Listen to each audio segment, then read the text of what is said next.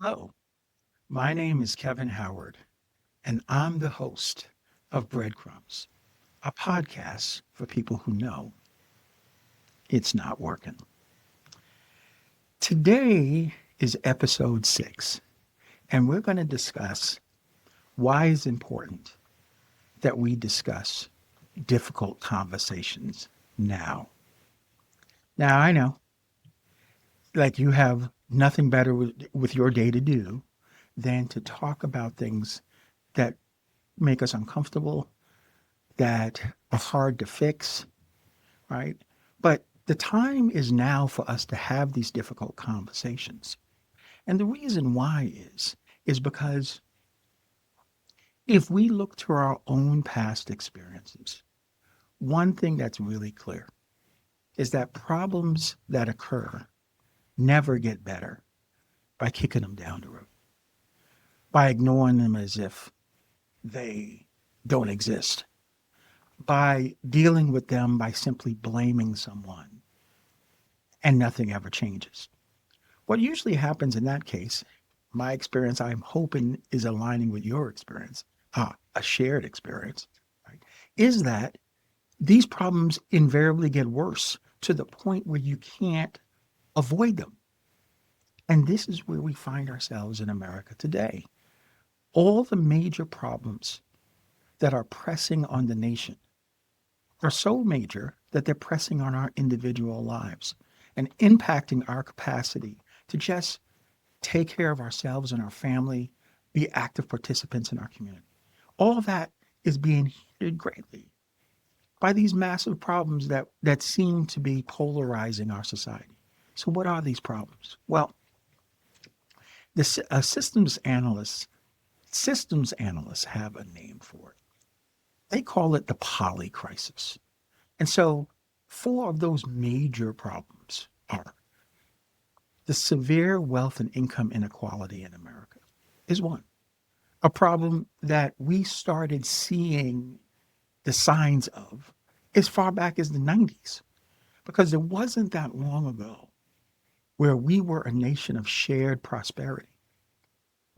We were a nation where the working class of the country, the non college educated working class, was able to work jobs that provided sufficient income for them to afford to buy a home, to send their child to college, to get to save for retirement or save for retirement. They used to get non-contributing pensions. Remember? You probably don't remember, but that was a reality 40 years ago, 50 years ago. Okay, right, and so on. So as those things start going away, starting in the 80s, progressively through the 90s, and then catastrophically through the 2000s, we did nothing. We did not come together and say this is a problem that needs to stop and stop now. No. So it's metastasized into the current severe wealth and income inequality in the country, most expressed by the housing affordability crisis. Okay, I talked about these things in detail in episode 5, how extreme wealth broke the US economy. Go check it out. But after you watch episode 6, why we need to have these difficult conversations now. So that was the first of the meta crises, wealth and income inequality. And what it's doing is it's not only destroying our democracy in America, it's destroying democracies throughout the developed world. All you need to do is look at what's happening in Europe. Look at what's happening in Asia. From Japan to South Korea, across Europe, through North America, you have developed democracies who've done what history hasn't shown a democracy to do. And that's throughout all the incumbents, every last one of them in the last 3 years. Never happened before. Reason why that's happening is the majorities who make up the middle class and the working class are not being served by the economics. But we let this problem build to that point. So now we need to talk about it. The second of the crises, right, is, and this is, it's the political and social polarization of our country. Now we can't have a conversation. Now, if you voted for Donald J. Trump, there's nothing more to say if I voted for Kamala Harris. And so as a result, we have 77.3 million people who voted to give Donald J. Trump the presidency and to give the Republicans the control of the House and the Senate, right? Okay. And the 75 million people who voted for Kamala Harris committed to simply resisting, to protesting, to no King's Day. We had it right here, and I'm sure you had it in your town. My point being is, is that we can't solve any of the national problems with only the 77.3 million or only the 75 million. We need to bridge those groups together. That's the second one of the polycrisis. It's destroying the capacity for democracies to govern and to govern effectively. Okay. The third, and it happened before our eyes. I will turn 60 November 30th. If you experienced the 80s, the 90s, to 2000s, you remember the Cold War. I literally served in Germany in NATO from 83 to 87 under President Reagan. So I remember the Cold War and I remember the Soviet Union. And I know the significance of 1991 when the Soviet Union agreed to peacefully stand down. You need to wrap your brain around that for a second because it doesn't happen in history that a superpower agrees to stand down and not only stand down, dismantle their empire, take all the nukes and bring them to Russia. Have Russia bear the burden that the Soviet Union had committed in all the non-proliferation nuclear treaties that we signed, that Reagan and signed, and H.W. Bush signed with the former Soviet Union. That became the responsibility of Russia. Okay, they agreed to do that, but they asked for a condition. They asked that NATO not expand east of a reunified Germany. That reunified Germany could be a part of NATO, but then NATO would stop there. And we agreed to that. We gave them a private assurance. I covered in episode 3, right, in the story of 4 administrations, including the Clinton administration, how we got to where we are in America. And one of those things was the decision by the Clinton administration to not honor that agreement. We agreed, we promised, we gave them a private assurance. And these private assurances are important because this is how we solved the Cuban Missile Crisis with the Soviet Union, the closest we came globally to World War III, right, in 1962. So there is history behind using the private assurance. Okay, so all this was going on for those of us who are old enough to have lived through the 80s and the 90s. It should be peace breaking out. Go Google what the historians were writing in 1991. We had an end of history opportunity.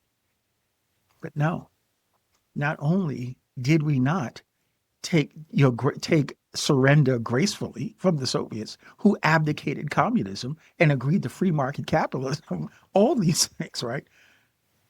But we broke our promise and expanded NATO east all the way to the Russian border.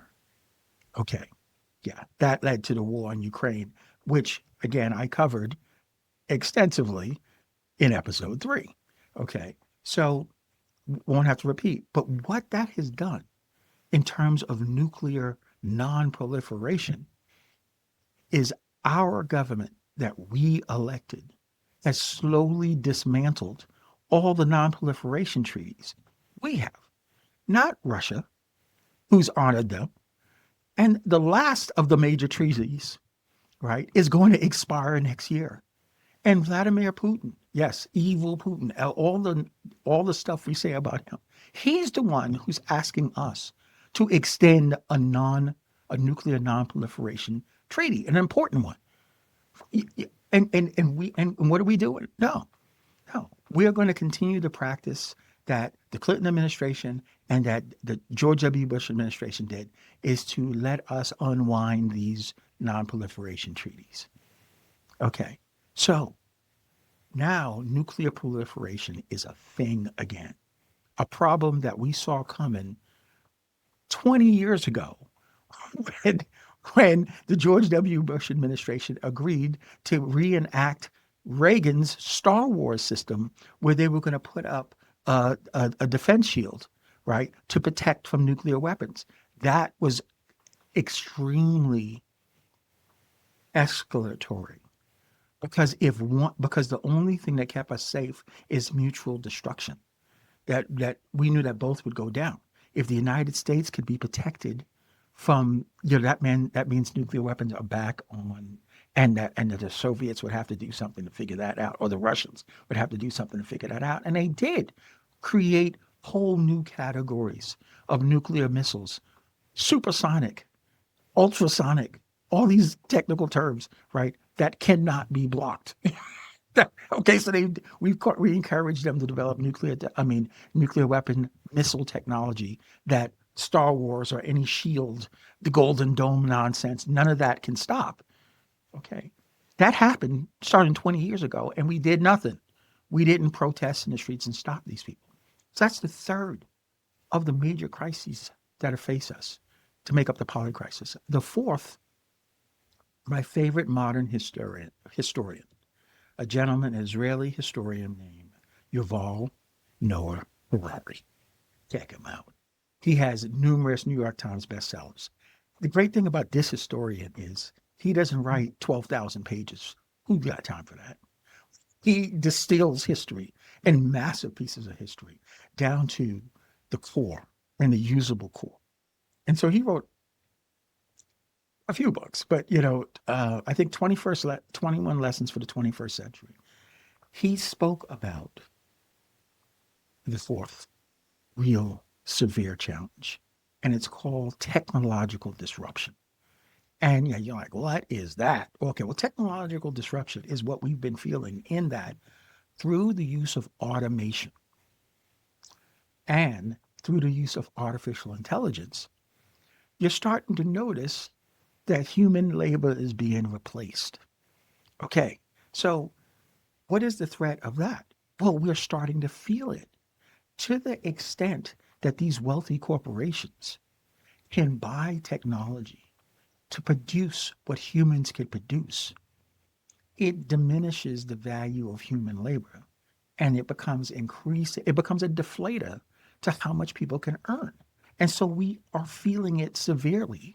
If you look at earnings growth, wage growth from American labor over the last 30 years, it has gone down, not just because our multinational corporations are bottom feeding by going to the cheapest labor around the world, but for those jobs that are here, automation is also replacing human productivity. So the combination of these two things is whittling down the capacity for each of us to take care of ourselves and our families. Okay, this is technological disruption, and the end game is damn near frightening. I mean, it to me, a guy with a bachelor of science degree in economics who uses this lens is to understand risk. It's particularly frightening because what what Yuval says is that the end game. Well, if you look at the history of economics, right? I'm not going to tell you the history of economics here, but we all know it's exploitative. Okay, yeah, which is horrible. It's horrible to be exploited. All our labor is worth much more than they pay us, and the difference is the profit that they earn. Right? Okay, that's exploitation. Okay. Well, but the thing about exploitation is you need labor. What automation and artificial intelligence are going to do through technological disruption is make human labor irrelevant. Yeah, welcome to that party. If you think that that United Healthcare and all these multi-billion-dollar, multinational corporations, Amazon almost worth $1 trillion and paying people $15 an hour, right? If you think they're evil now, imagine when they don't need human labor, when we are irrelevant, right? That is what we face with technological disruption. And once again, we're not even talking about that. You're probably looking it up on the Google now, like, what is he talking about? He must have made that shit up. No, it's a real thing. Check out Yuval Noah Harari, New York Times bestseller historian from Israel, Wonderful guy, amazing. He's all over YouTube and everything else. Okay. That said, these are four areas of massive problems. And I didn't even get to the climate crisis, right? Yeah, I know. We're not sure if it's real. I don't know how we're not sure it's real. I once again, I covered this, both in episode one, and we're going to do a whole podcast. But here's the thing. The first sign that our economics, that our pollution, that how we use resources on the planet was hurting the ecology that we live in. And this is for us old folks who lived through the 80s, right? Was was the ozone layer crisis. We had a crisis. The ozone layer is one layer of our atmosphere that protects our skin from the worst sun rays, radioactive sun rays, which would cause all types of cancer or whatever. We were depleting it with, with fluorocarbons. Yeah, stuff that came out of spray cans and all types of things, uses, industrial uses or whatever. Okay. And we had a crisis problem in the 80s. And they got together, the global scientists got together in Montreal, and they came up with an agreement called the Montreal Protocol. I believe it was 1988, 80, and 87, 88 period. Okay. Where they came up with a strategy to fix this. They understood it was the use of fluorocarbons and we had to ban them globally. And I'll be when we would act that see this is an example of solving a problem when you see that it's a problem and you have to solve it. And we came together. And the linchpin of us being able to ban fluorocarbons, because right now the ozone layer is in recovery. We are out of the red zone when it comes to ozone depletion because of fluorocarbons, right? But the way we were able to get that done is because the global north, who has most of the money on the planet, that's all us established nations, Europe, the United States, Canada, okay, all us well developed nations, right, who have been exploiting everyone else, right? We have most of the money. And when it came time to ban fluorocarbons all around the world, and that means banning them in the global south, in Africa, South America, Southeast Asia, all over the place, right? They didn't have the resources to do that. We ponied it up. Why? Because it didn't matter if we got rid of our fluorocarbons in our countries, if if 2/3 of the global population didn't, because they couldn't afford to transition out of technology, we would all still be cooked. Makes sense, right? So we paid for it. Okay. Fast forward the Clinton administration with the climate crisis. Now we have another situation where our greenhouse gas emissions from the use of fossil fuels is overheating the planet, and we're losing thousands of species to extinction. All this shit is happening, right? We get ready to do the same thing, to learn from the Montreal Protocol in 1988, 87. That was working. Now we're going to Kyoto in 1999, where the world is expecting once again for us to sign a 5-year treaty for how we are going to address the climate crisis. And the United States, thank you, Bill Clinton and your representatives, snuff out the idea that the global north will help the global south transition out of fossil fuels. And what happened then? It became a voluntary thing. The Kyoto Protocol became a complete failure by 2004. Nothing happened. And guess what? We have made hardly no progress to this day. So now there's 2025. Global science is here on fire, right? Why? Because they didn't solve the problem that they knew the solution to back in 1999. Okay. These are the five major things that make up the polycrisis. And this is why we must have difficult conversations now. By that I mean we must come to a place by which we can take subjects that are going to require sacrifice, right? And cooperation from all stakeholders in order to solve. Because they don't get solved if we don't. That's the nature of the problems we face. So, in this podcast, what I want to focus on, the difficult conversation I want to focus on, is the political vitriol we have in the country. Now, before I get into that, I want to point out something. We have to have a basis by which we can cross the aisle, let's say.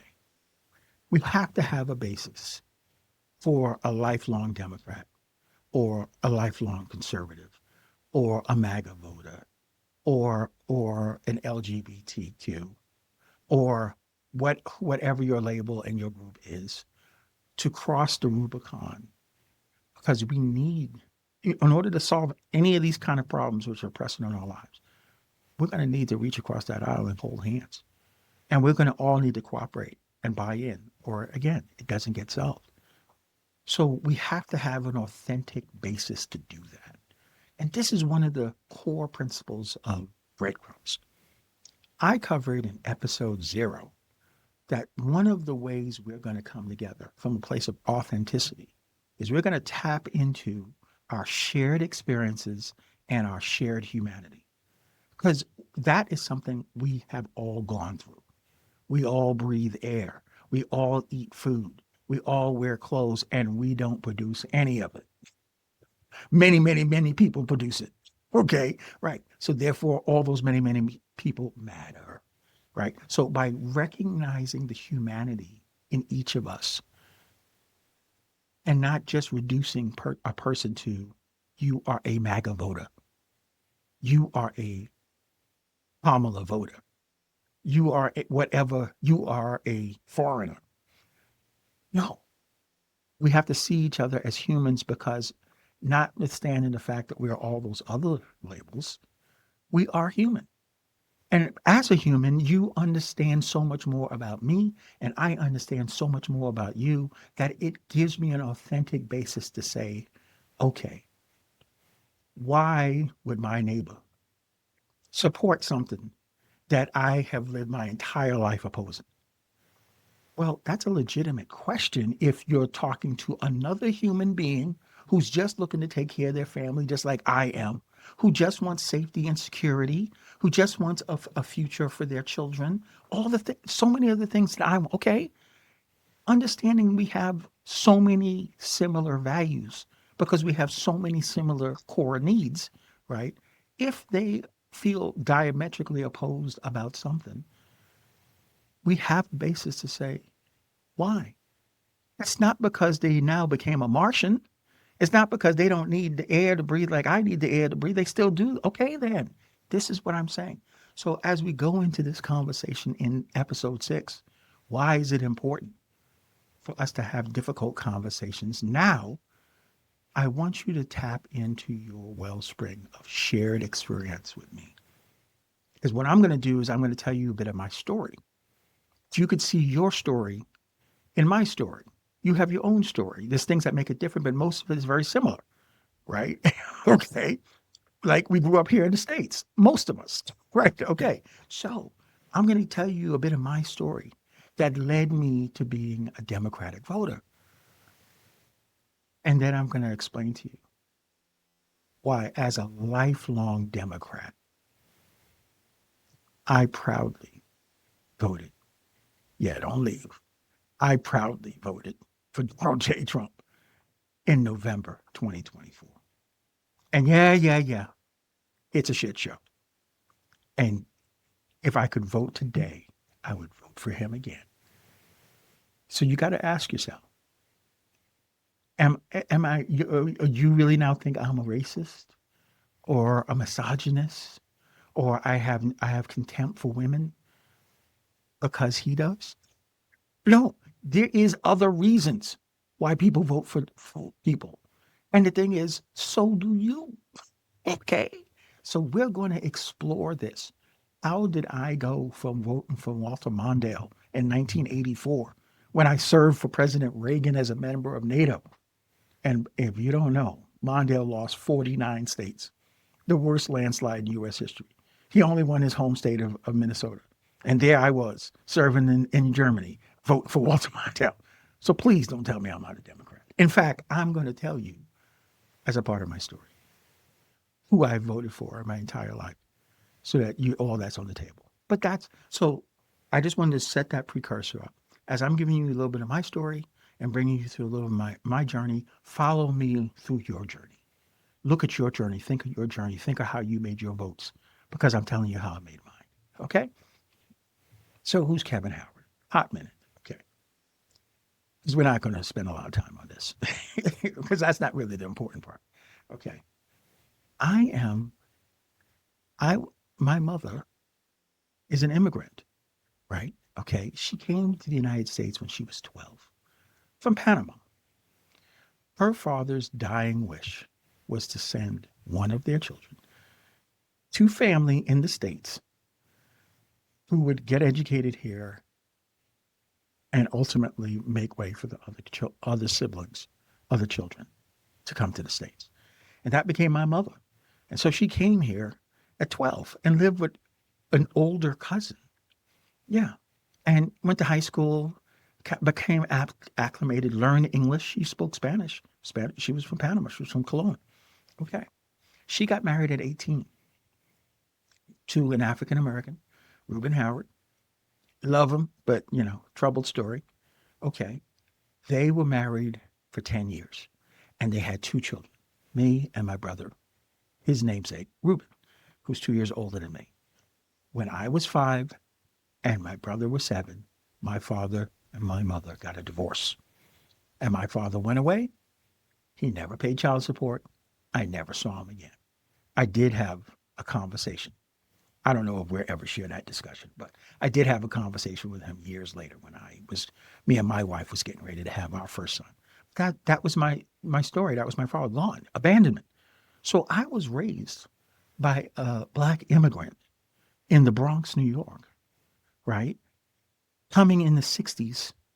He left in 1970. Okay. All right. So my mother went from public assistance, welfare, I'm saying it, right, to finding an opportunity to become a nurse's aide, to working her way to an opportunity to become a licensed practical nurse, LPNs. Yeah, you got to check it out. Okay. To earn her opportunity to go to Harlem Hospital nursing school and be a registered nurse. So she really grew. And this allowed her to invest in 12 years of the best Catholic school education anywhere available in the United States, in the Bronx. I mean, I went to Cardinal Spellman High School, who Sonia Sotomayor, the Supreme Court Justice, graduated from Spelman in 1972. Right, this was a prestigious school. She spent more money on my high school than it cost me to go to the University of Houston college after I got out of the military. Okay, all the programs that allowed her to lift herself up by the bootstraps were enacted by city level, state level, and national level Democrats. So when by the time I became or was about to be 18, I was a Democrat because the Democratic Party saved us. They were the party of working people, and I grew up working poor. My mom did very well, became a naturalized citizen. She did ultimately bring everyone over. Okay, so that's the end of that part of the story. So 2 weeks before my 18th birthday in 1983, I enlisted in the United States Army because I loved my country. And I wanted to earn some money for college. My mom was sending my brother to Syracuse University, and I said, look, I could try to do my own. The GI Bill had an opportunity. You go serve your country. I love my country. My mother loved America. America gave her everything she had, right? Okay. So I went and served our country, right? Then when I had my first election, I voted for Walter Mondale. And let me just tell you this. The reason why, I mean, Walter Mondale's main argument against the incumbent, Ronald Reagan, my commander in chief, was that Reagan had over doubled federal debt in his first term. He inherited $900 billion in federal debt. Could you imagine $900 billion in federal debt from the Carter administration? And by the end of his first term, it was over 2 million, 2 trillion. Okay, so it was more than double, like two and a half, whatever, you know.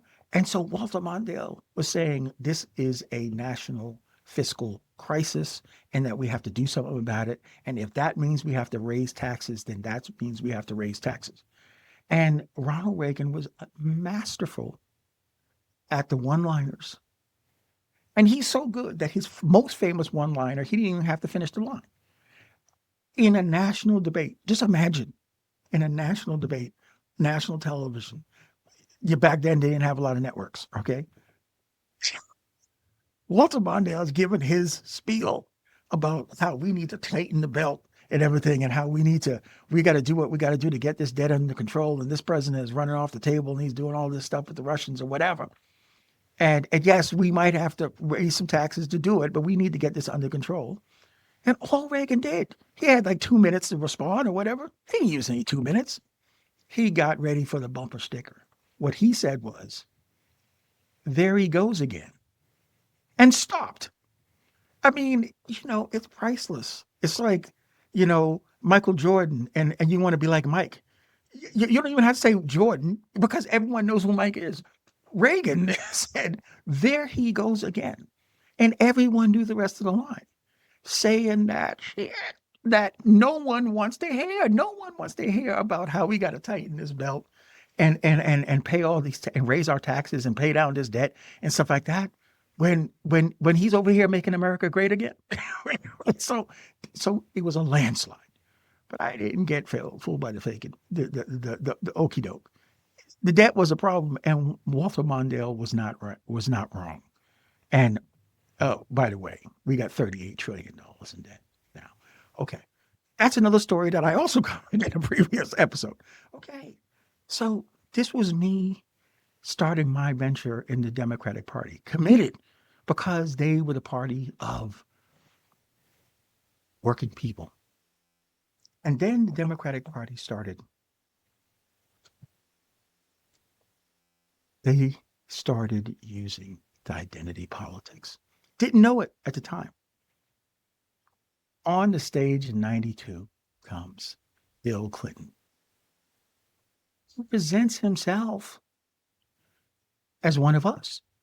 And I mean one of us, whether you were white working class, or whether you were black working class, or whether you were Hispanic working class, Slick, I won't call him Slick Willie, but people used to call him Slick Willie, by the way. But President Bill Clinton had something for you. That was his charm. He made everyone feel like this was a member of the family coming to talk to you, right? But he presented himself, and it was true. He was raised by a single mother. Welcome to the family. In rural Arkansas, where many blacks lived. He had a great relationship in the black community in Arkansas.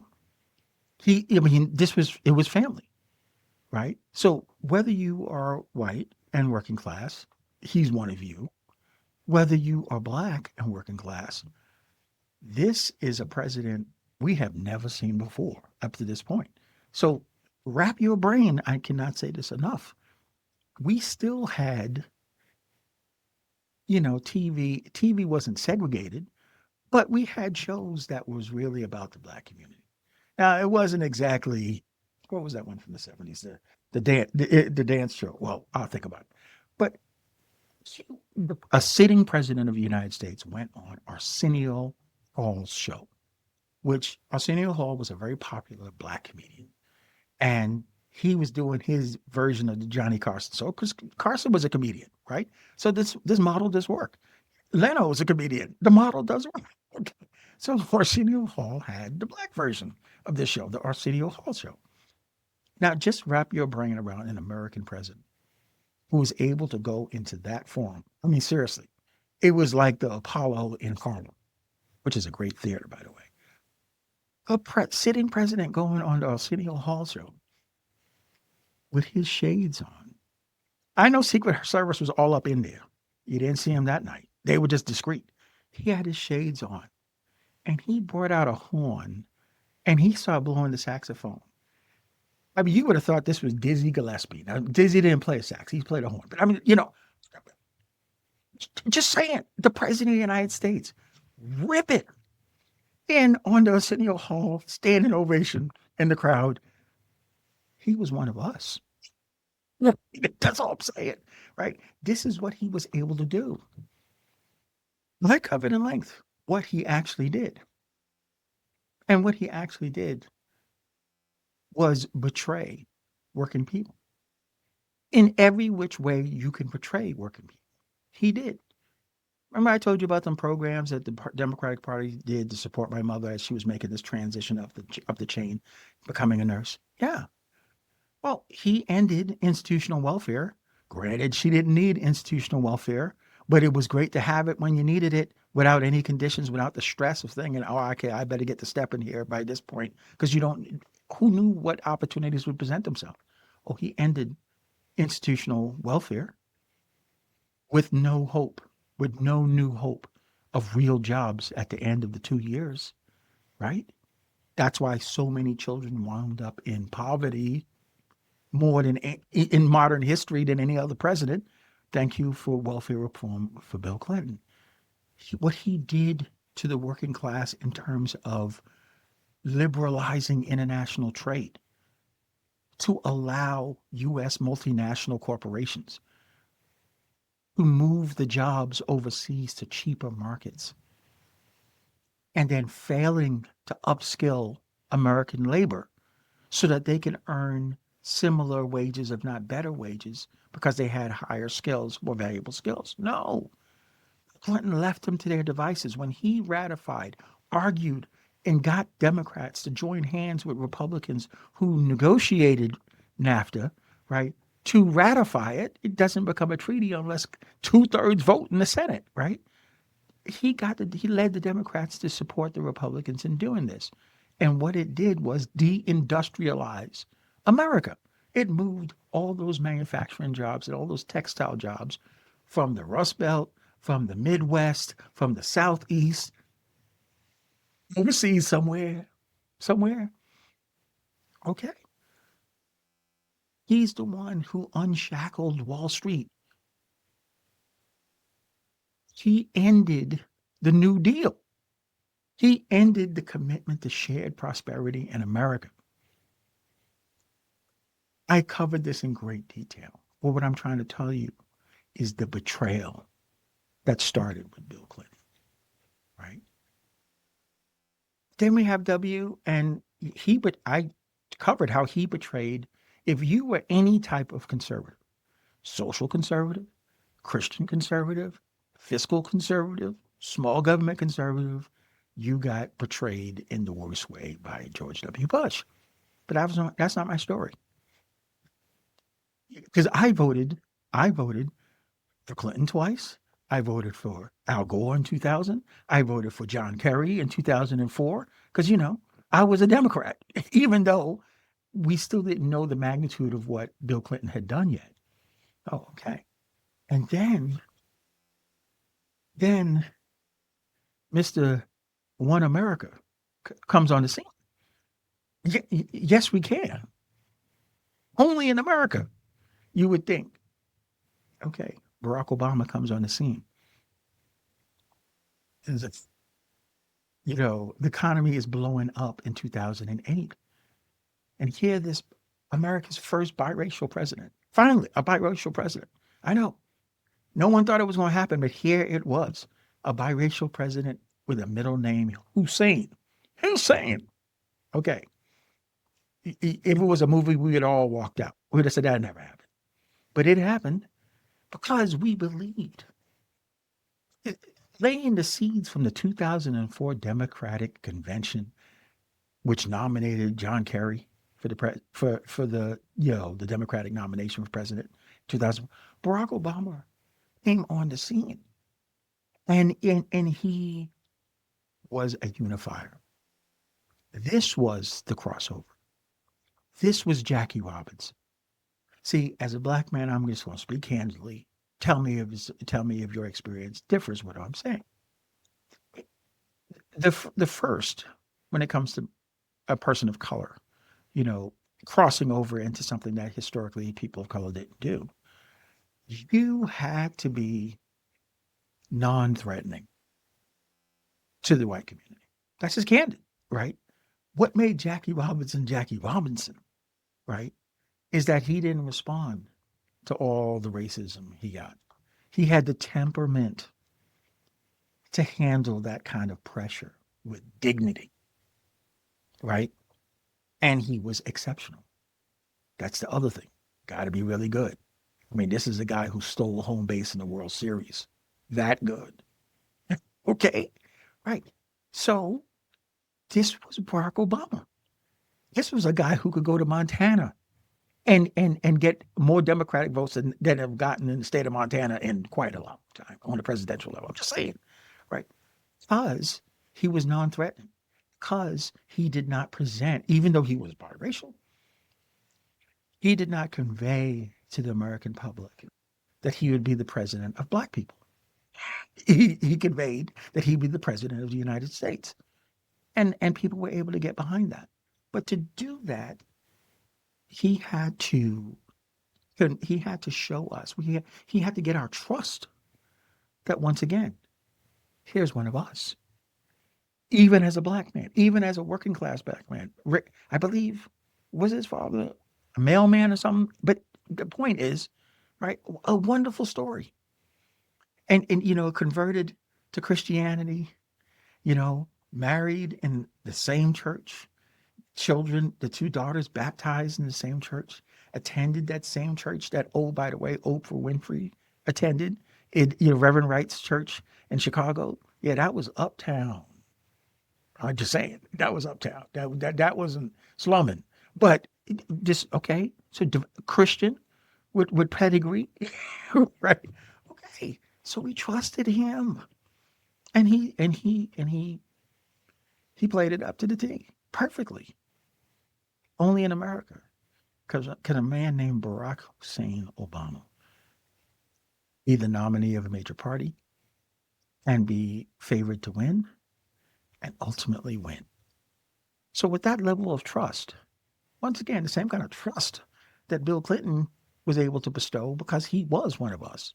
This was, yeah, back in the 1800s, we had poor people getting to the White House like Abraham Lincoln, right? But that didn't happen in the 20th century, okay? So here was Barack Obama at a time of severe economic crisis. And so I can assure you, the last thing most of the people who voted for Barack Obama thought when they chose Barack Obama instead of Senator McCain, who's an honorable man, was that when it came to bailing out Wall Street, if Barack said it was necessary to bail out Wall Street in order to protect Main Street, okay, we'll hold our nose. It's going to break, but we'll hold our nose and accept that because we know that he's coming to help us. Because what they did was destroying our lives. Okay, so fine.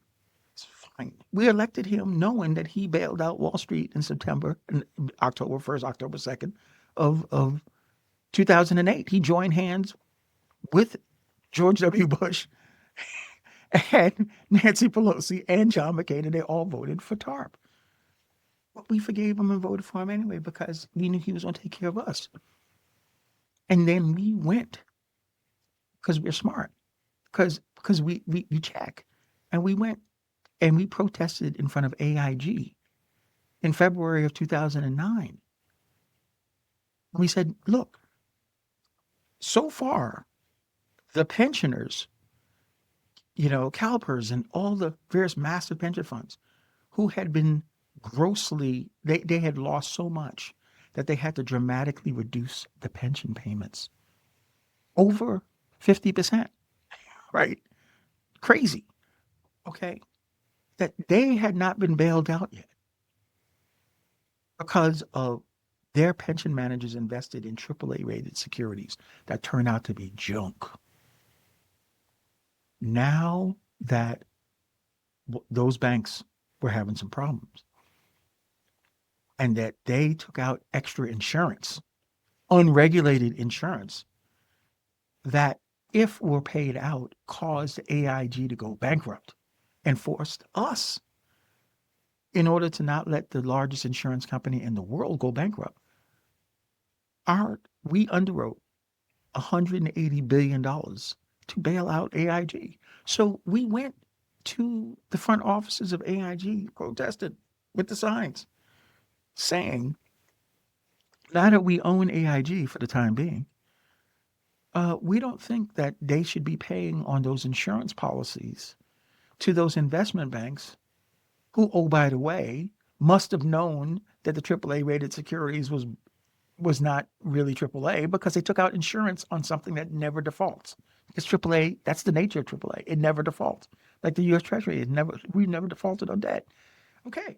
So, but they took out insurance on something that never defaults. That's usually indicative of they knew something was wrong.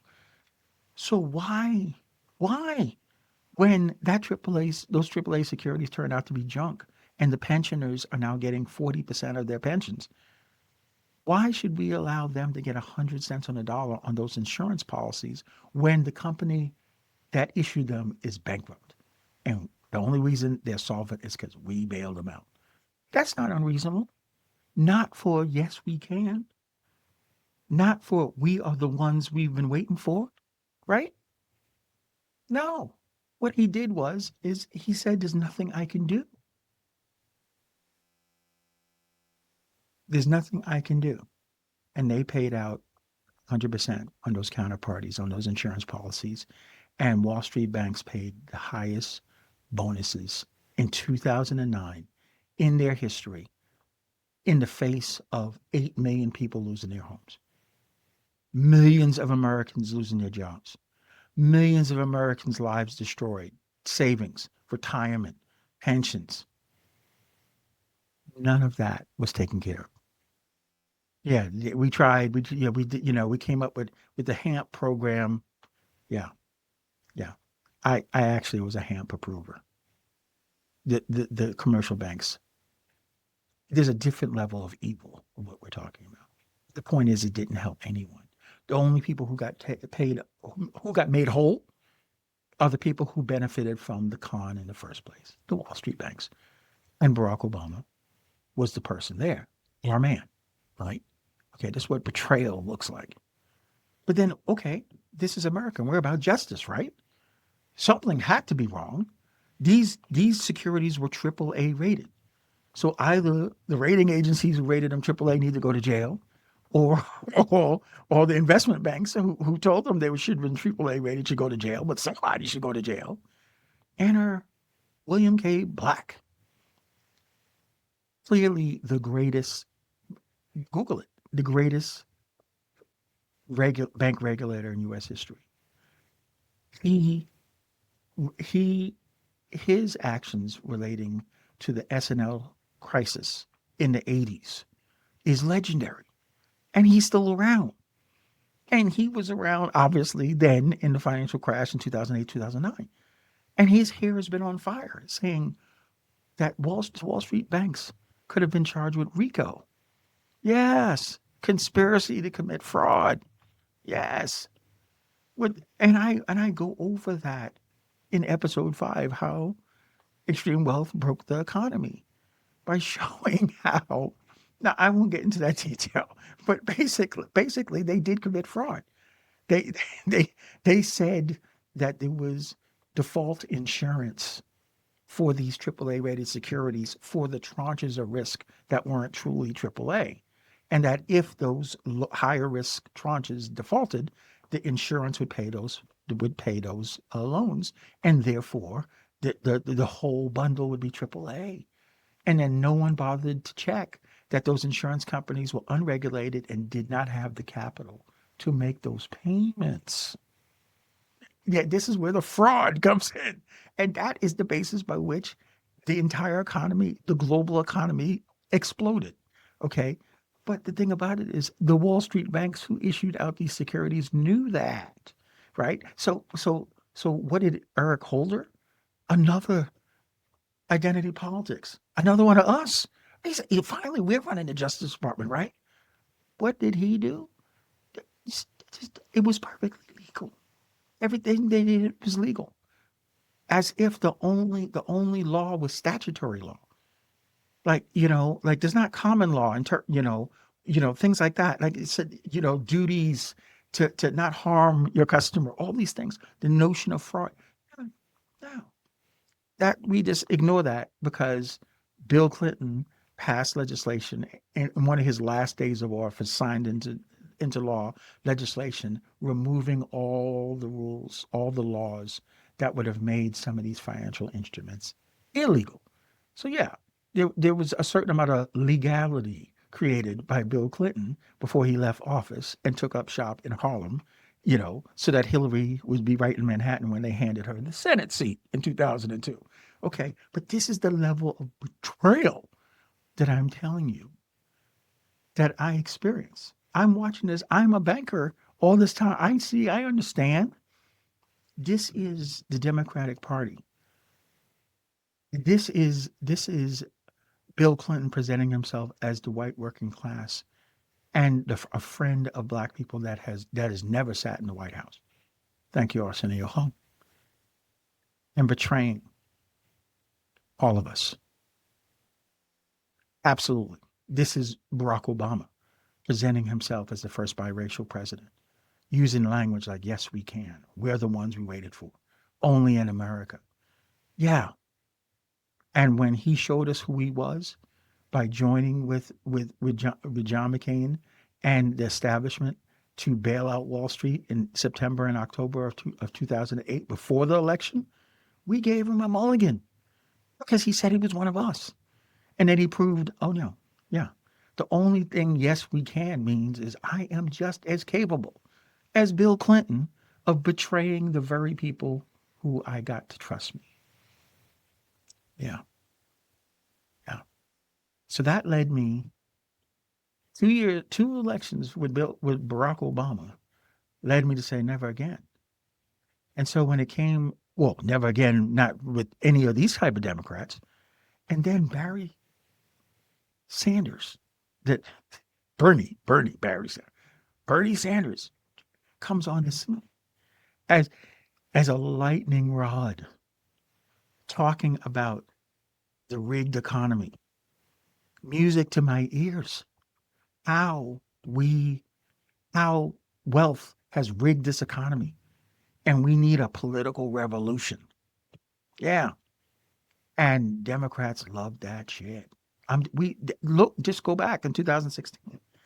It took it took just banana republic type manipulation to stop Bernie Sanders from winning the Democratic nomination in 2016 and in 2020. Went over some of those things in a prior in episode 3 and episode 5, but I think it was episode 3 how we got here. But my point is that's who I supported.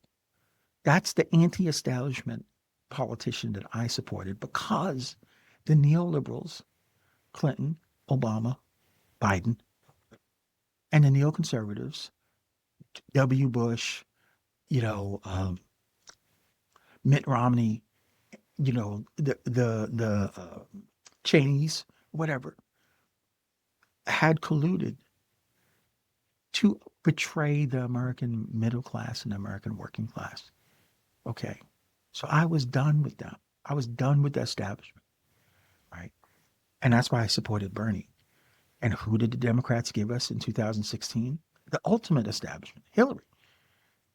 And after America rejected that, and rightfully so, I didn't vote.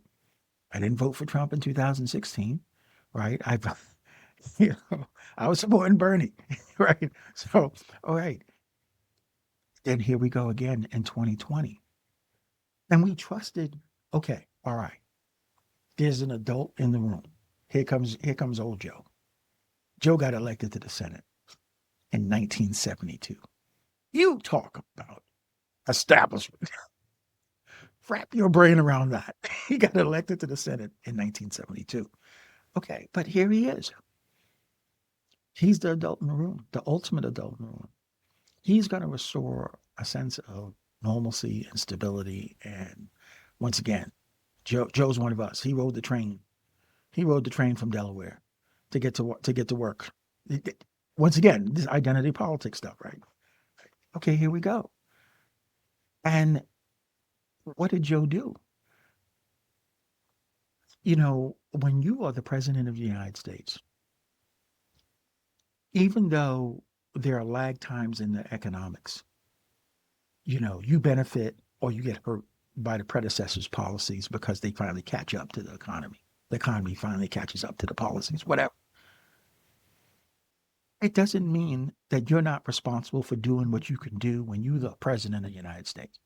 So it was not Joe Biden's fault that for the first time since the 90s, inflation peaked to 9.1% in April of 2022.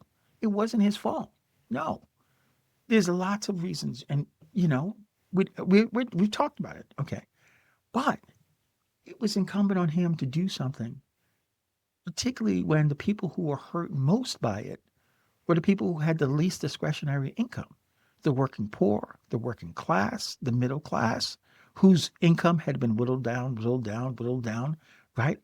All this time. Yeah. And so the housing affordability crisis occurred under Joe Biden. What did he do? What major program? Instead, we're getting this is the second coming of FDR. Bidenomics. Things are booming. Yeah, things are booming with the top 40%, top 30%. Things are booming. The 60% Federal Reserve data comes out and says, well, yeah, 60% of the country cannot afford a $1,000 unexpected expense. That bad. Okay. And once again, instead of coming in as a Democrat who's supposed to be standing with the people, with certainly working people, what is Joe Biden doing?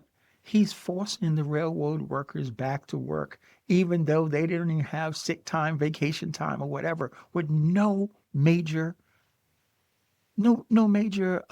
concessions on the part of the railroad industry, who is making crazy money based on the historical profitability. Okay, that's what Joe Biden was doing. He wasn't helping. He didn't come up with a big program, a big FDR style program. Yes, he passed an infrastructure law that got bogged down where the money usually does get bogged down. It doesn't hit people. He passed the Inflation Reduction Act. That was really good. A lot of stuff got bogged down where it usually gets bogged down. Very few people benefited from this legislation. So what did he do for the 60% of the people who have a nostril and a half underneath the waterline now that inflation, yeah, it slowly went down after peaking at 9.1%, but it didn't give it back. It was 4% over the 9.1%, 3% over the 4% over the 9.1%. It's cumulative. Right, right. That's why the price of a house went up 28% during the time Joe Biden was in office, right? So the fact that it was flat in his last 6 months doesn't change the fact that it's 28% more expensive than when he took office. Okay, so this is what I'm saying. He could have done something. Did nothing. We hired the adult in the room, and what did we get? We got a bunch of we got yes we can. The only thing we can do is make the wealthy wealthier. And Joe Biden was good at that.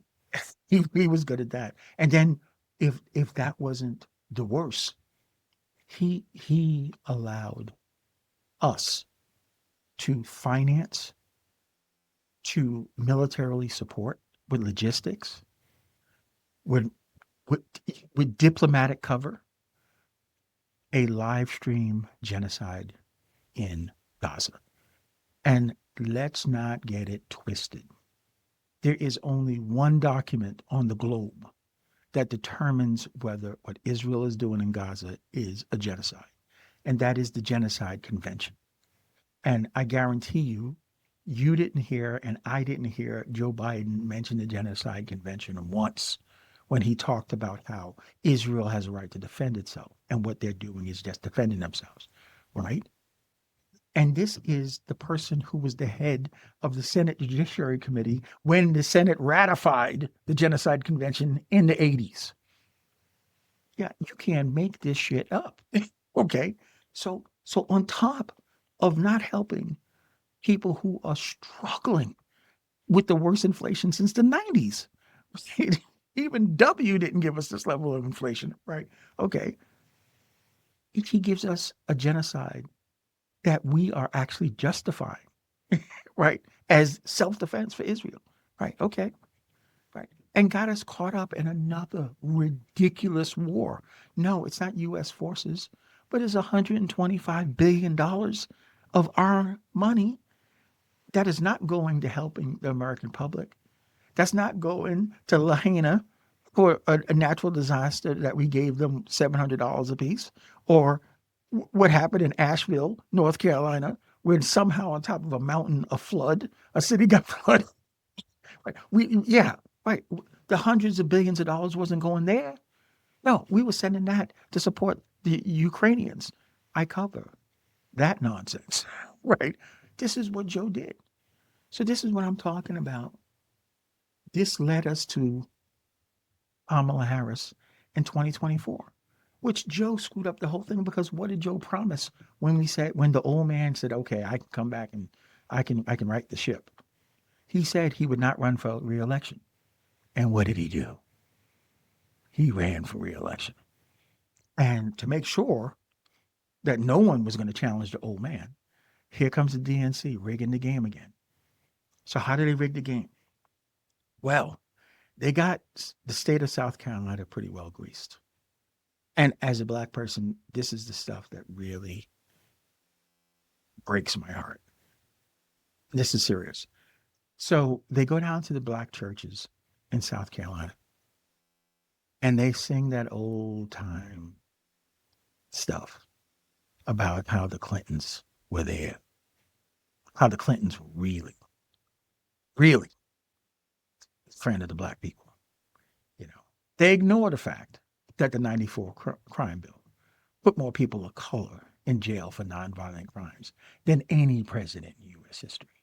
They ignore that. Even though Ben Jealous went down there, the legendary head of the NAACP, on behalf of Bernie Sanders, making the argument that don't fall for the okey doke from these people. Yeah, he went and hung out in Harlem. But what did he do for black people? But no. Fine. But okay, so the DNC knows that South Carolina is grease to run, because the black churches will all vote Democratic, you know, and and even though forget about the general election, South Carolina hadn't supported a president, a Democrat for president, I think since Jimmy Carter in 76, not even 80. Okay. So with all that in mind, right, okay, so in order to grease the wheels for Joe Biden, and they want to move the South Carolina primary right after the Iowa caucus. So you have the Iowa caucus, and then the first primary was supposed to be New Hampshire, right? But New Hampshire, oh, how dare you? You want to be independent. That's what they're known for. They're independents up in New Hampshire. Thank you, by the way. Okay.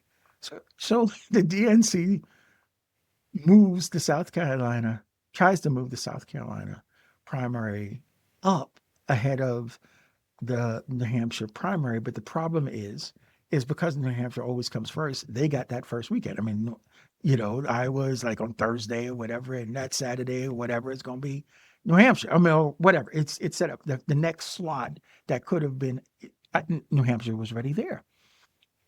So the DNC goes to the state Democratic Party in New Hampshire, and tells them that you better move the New Hampshire primary back so that South Carolina can slide up, so our man Joe can get a rubber stamp and off to the races. But the problem, the problem was in the state of New Hampshire, the Republican Party had the majority of the legislature and they had the governor's seat. And so, I mean, I even though I know the establishment on both sides work together, no, the state Republican Party in New Hampshire wasn't going to help the Democrats rig their primary by agreeing to move the first in the country primary, which it had been this way for generations, right? So that South Carolina can go ahead of them. So the Democratic Party of New Hampshire was not able to move the primary. They couldn't legally do it.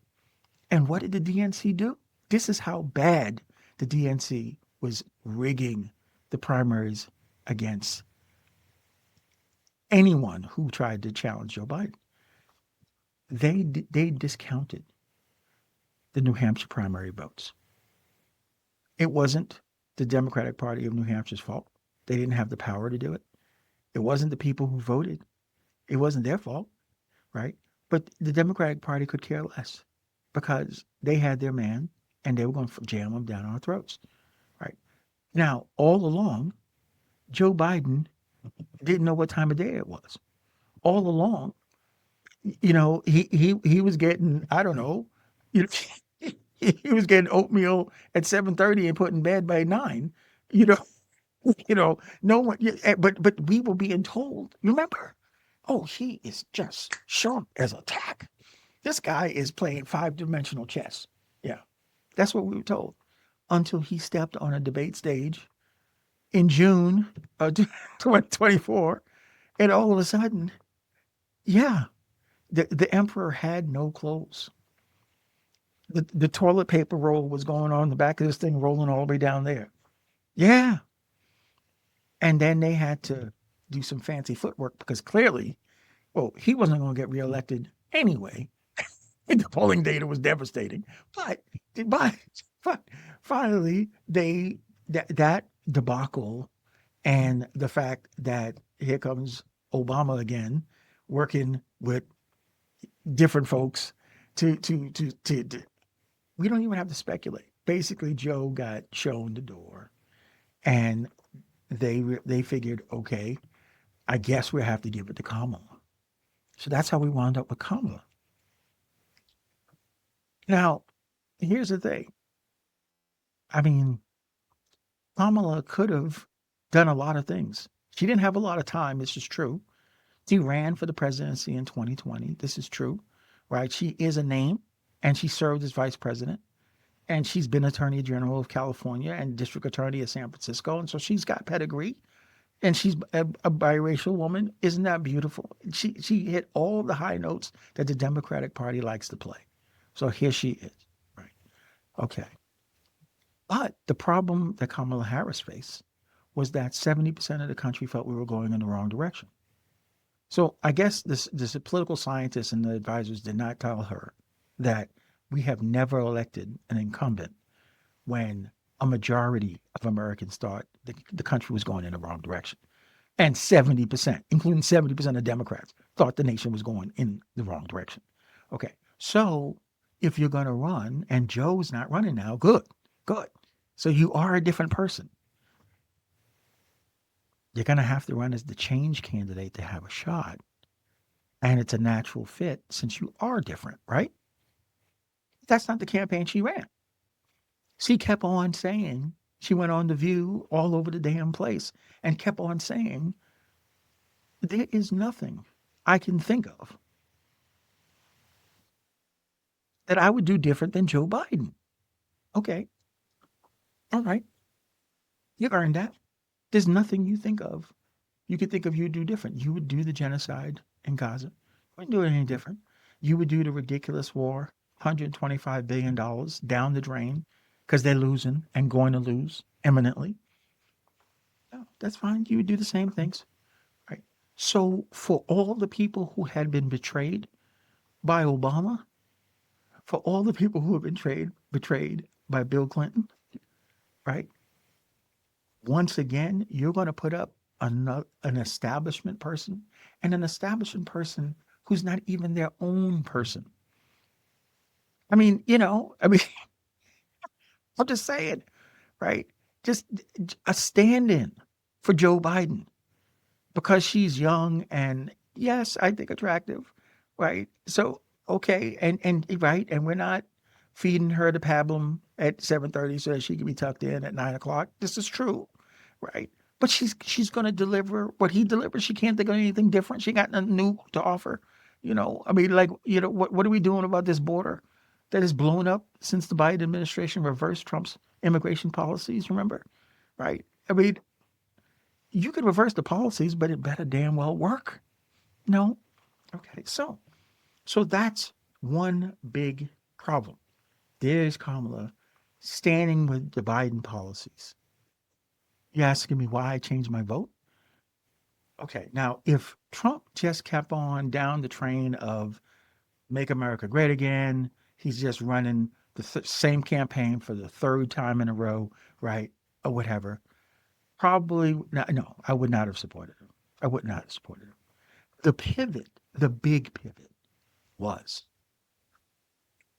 August. It came right after the assassination attempt. Now, I don't care. I I don't know if it was real. I don't engage in speculation. I know what I saw. We all saw it. We didn't see how much damage was done to an air or whatever. Whatever. We saw some blood, whatever. Okay. My point being is this. Donald Trump made a major sea change after that event. So I don't know what happened.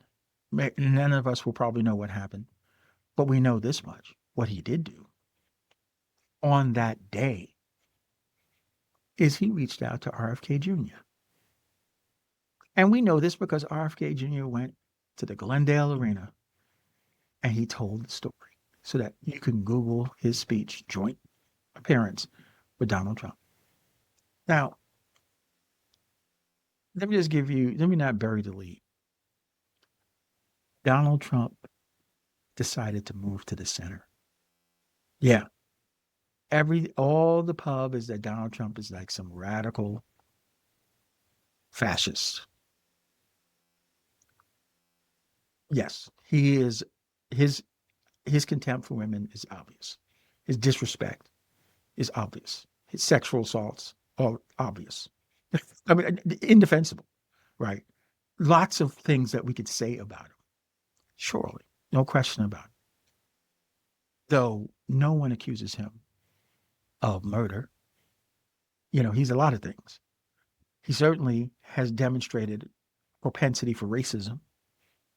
Central Park Five, full page ad in the New York Times.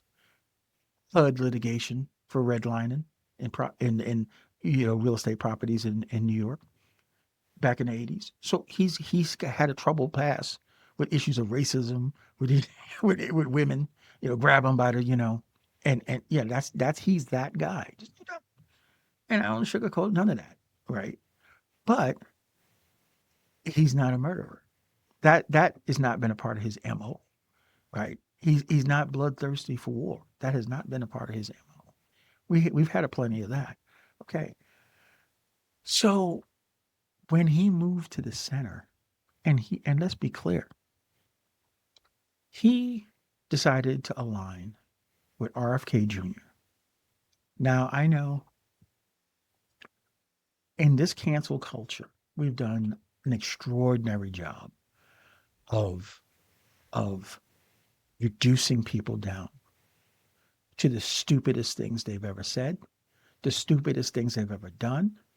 The we've taken positions as far as we possibly can out of context in order to prove that they're quacks, right? Right. Okay. And so this is what has been done with RFK Jr. But if you look at the 40-year career of RFK Jr., you will see he's one of the most important environmental attorneys in U.S. history. That 100 years from now, people will be talking about what he did to the Hudson River Valley, forcing these big industrial corporations to clean up the toxic waste dump that they created up there. This is RFK Jr. The work that he's done in nutrition to elevate the fact that we have a chronic health epidemic, particularly with our children in America, is laudable as it gets.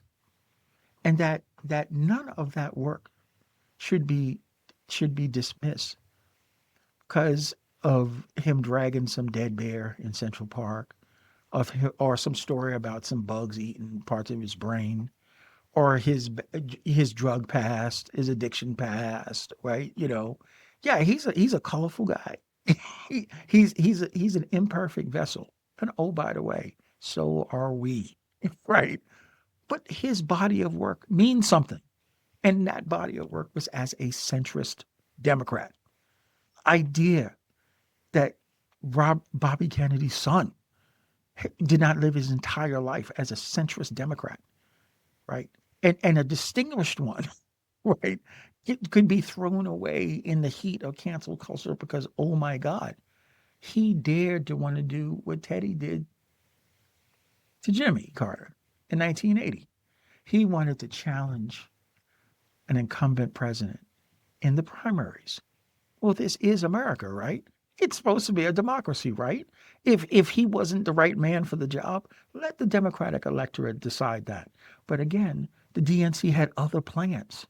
So we do the job on him. Oh, he is a what vaccine denier, I the labels, because they're not thoughtful about his critique. But notwithstanding me trying to convince you that he's not the clown show that the establishment media has made Robert Kennedy, RFK Jr. to be, right? Because he's not, right? His historical record demonstrates he's not, right?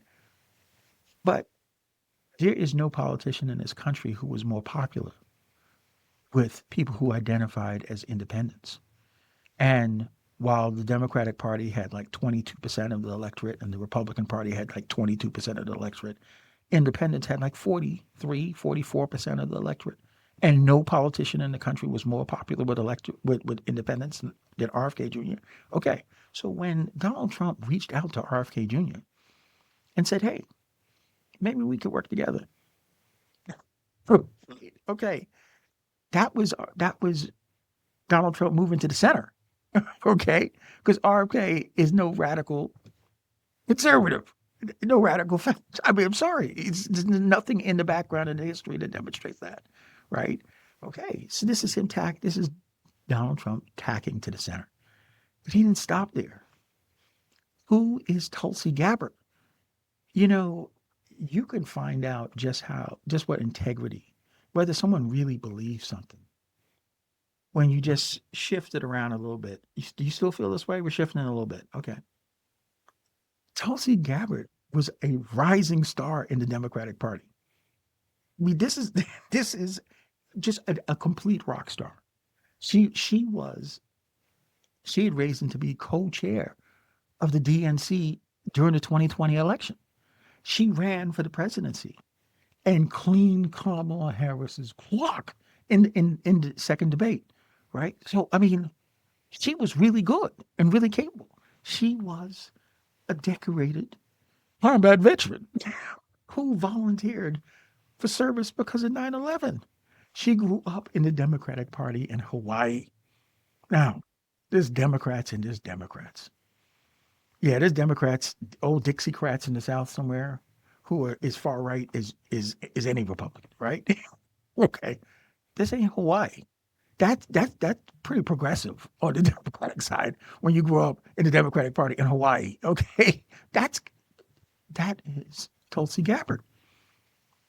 And what happened? How she got crosshairs with the Democratic Party so quickly, being a rising star, co-chair of the DNC in 2020, a more successful candidate for the presidency than Kamala Harris, right? She actually made it into the primaries as opposed to Kamala dropping out before Iowa because she was a hot mess. Okay. And her crosswords is that she opposes the forever wars, the use of surrogate wars around the globe to enforce American hegemony. She opposes the use of soldiers in that way. And which her red line was our effort to overthrow President Assad in Syria. She could care less about Assad. But our ally in trying to overthrow Assad in Syria was none other than Al Qaeda. Yeah, Al Qaeda. So here, Tulsi Gabbard becomes a big critic of the establishment Democrats. Hillary, in particular, has a special place. She must have some Ouija doll in the back jabbing Tulsi all the time because she probably more than anyone ran her out of the Democratic Party. And over what? Because Tulsi Gabbard had the temerity to say, I joined the military service 20 years ago because Al Qaeda killed 3,000 Americans on 9/11. And you're telling me that a friend, the enemy of my enemy is my friend? Well, Al Qaeda? Well, that inspires a Pacino moment. Whoever you are out there, F you. Yeah, there's no way. And if you want to be proud of an American hero, go look at Tulsi Gabbard's confirmation hearing, where all these crusty old men have the temerity to treat her with such contempt when what she said was, you, you are telling me that I'm wrong for not supporting allying with Al Qaeda?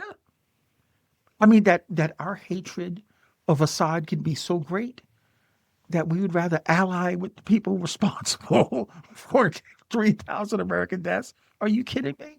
Right. Only with that establishment. They are that evil. Okay. Well, this is Tulsi Gabbard. So if you believe that women deserve to have a voice at tables that they don't ever get to be, and here you have a centrist Democrat whose only critique of the Democratic Party is that allying with Al Qaeda to overthrow Assad and supporting constantly using the military in wars all around the world forever, right? That's the reason why she's no longer a Democrat. Then and you can't get behind her being nominated by Trump to be director of national intelligence. I mean, this is such an important position when when it is through the intelligence agencies that the counterinsurgencies are funded. Yeah, through USAID, all the NGOs. Yeah, we're funneling trillions of dollars through these NGOs, right? Through the intelligence organs to counter insurgencies around the world to keep the forever wars going, right? She opposes all that.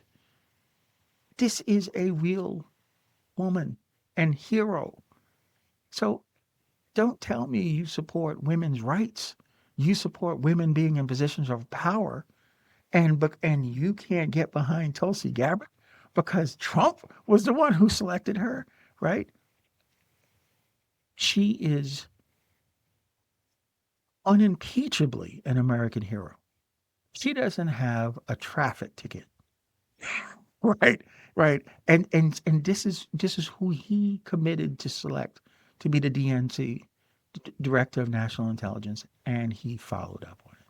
So here I was in by September, and then he pulls Elon Musk. Yeah, I'm not a fan. Yeah, but look at Elon Musk's support of Obama.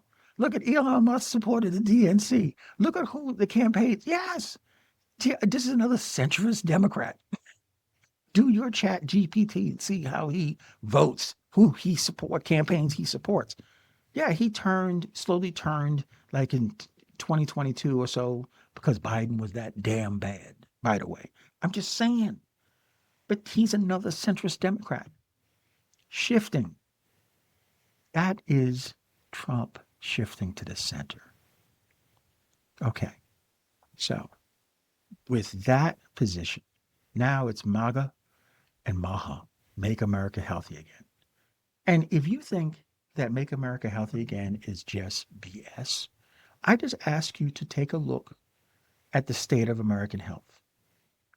Exhibit A is the fact that the United States had 25% of the globe's COVID deaths with 4% of the population. That Germany had a similar number of cases, and they had a sliver of the deaths that we had. Why? Because our comorbidities have gone off the chart. American health is in a shambles, right? Yeah, this is why RFK Jr.'s hair has been on fire for 10 years. Casey and Callie Means and all those folks. Okay. So what Maha is about is we are experiencing an epidemic of health crises in America, centered first in our children, but certainly in the obesity of adults, in heart disease, in the incidence of cancer, on and on and on. And it's centered in a toxic soup of the quality of industrial food, the over reliance on pharmaceuticals, right? And the environmental toxins that is having a catastrophic impact on the health of America. So, whether you, you know, if you want proof, look at any data relating to American health and the trends of American health, and you will see, right, that we are not healthy. That given the fact that we spend twice as much as any country in the world per person on our healthcare, our outcomes are horrible.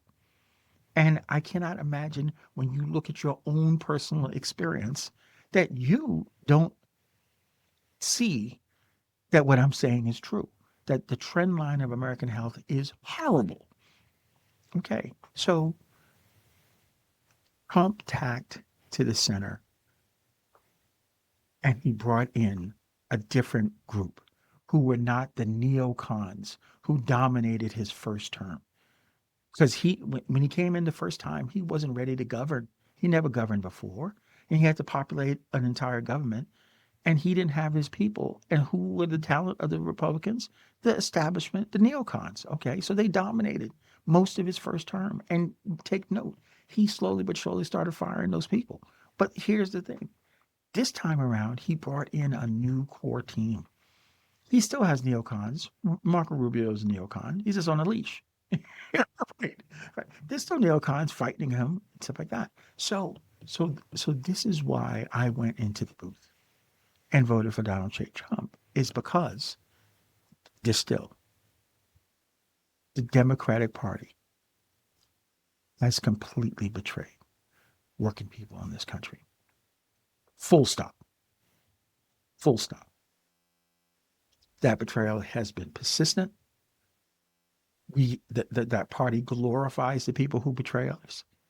We've never held Bill Clinton accountable. We've never held Barack Obama accountable. We don't hold Joe Biden accountable, right? This is the pantheon of the Democratic Party, and they're the ones who did the betrayal, right? So the net effect of that is Donald Trump was, and I believe the 77.3 million Americans indicate, the lesser of two evils. No, if I had my druthers, I wanted the political revolution with Bernie Sanders. He was also anti-establishment. There's no other anti-establishment person. But the establishment had betrayed us. So what's our choice? It's a democracy, right? So that's why I voted for Donald J. Trump, is because one, he did tack to the center. He did tack to the center. I can get behind RFK. I can get behind Tulsi Gabbard. I can get behind what I thought Elon was going to do, you know, until Elon figured like, oh, Trump is going after me too. Oh no. So I'm out. So yeah, integrity, it matters. Okay. So let's just put a bow on why would a lifelong Democrat, and I hope I've been able to establish a lifelong Democrat, proudly vote for Donald J. Trump in 2024. Firstly, because he was the lesser of two evils. I could not endorse Kamala Harris, who is endorsing the genocide in Gaza, who's endorsing a complete abdication of the working people of the country, even though inflation ran off the table even though the worst housing affordability crisis, and you got nothing, you got no plan, you have nothing new. Oh no, you're the worst of the evil right there. Okay, at least I can get behind making America healthy again. That was my thought, or it was third party. Right, it was just not going to be Kamala Harris. Okay, so now that we have 10 months of Donald J. Trump as president of the United States, what the hell is he doing? Okay, and why is my hair on fire? Because I can tell you, and this is where I bring my whole relationship with Donald Trump to the fore. See, I was born and raised in the Bronx, New York. Trump is from Queens, New York. These are border counties, boroughs in New York City. They're border. They're all in New York City. And he's the next borough over, Queens. So I go back.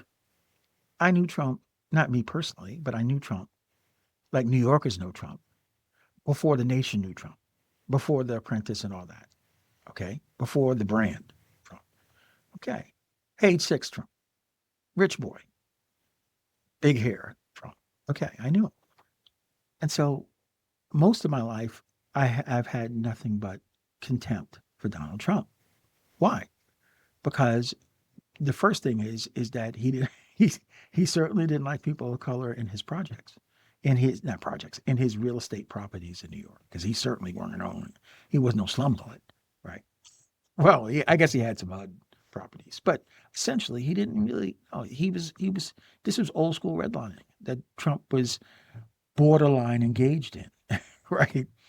And he was okay with that. So I wasn't great with that. And then when the woman was raped in Central Park, and the Central Park Five was accused, these black young men from Harlem, because Central Park goes into Harlem, right?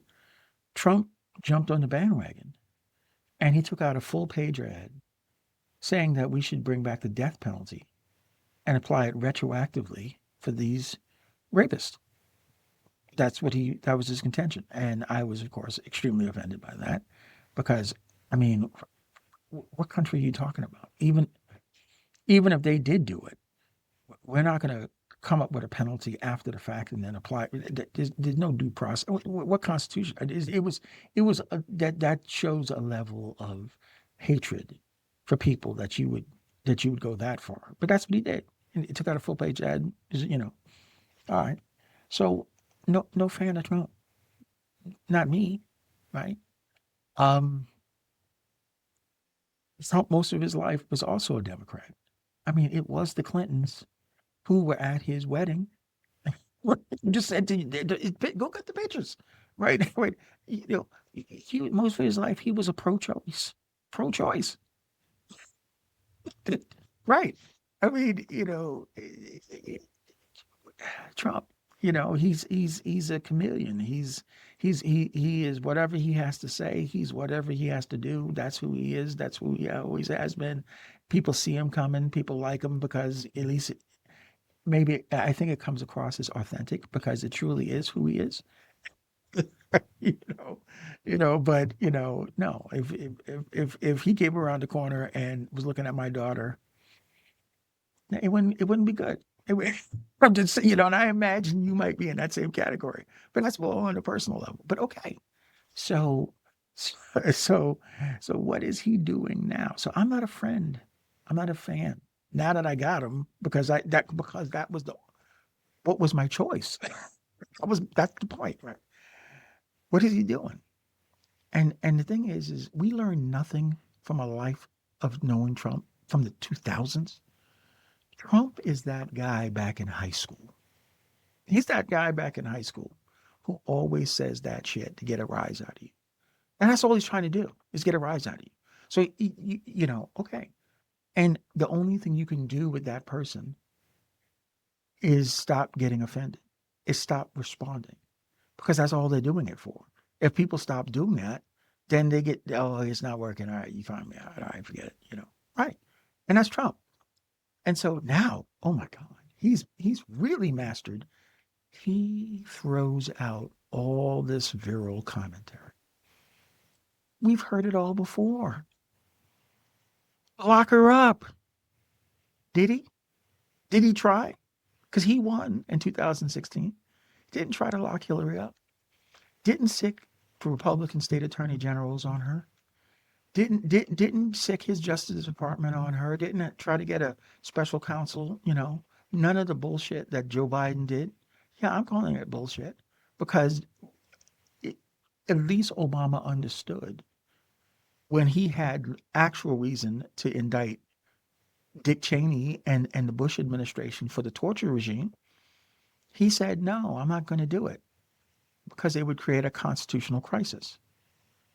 Yeah, that's what it creates when one political party, even for valid reasons, uses the courts to indict a former president of the other political party. No, that politicizes the law. That's what that does. That creates the constitutional crisis. And that's what Joe Biden did by sticking all these Democratic attorney generals, by then actually having his Justice Department going after him and stuff like that. It doesn't matter if he's guilty as hell. How many presidents are guilty as hell?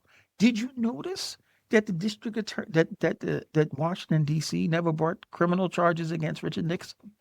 Right?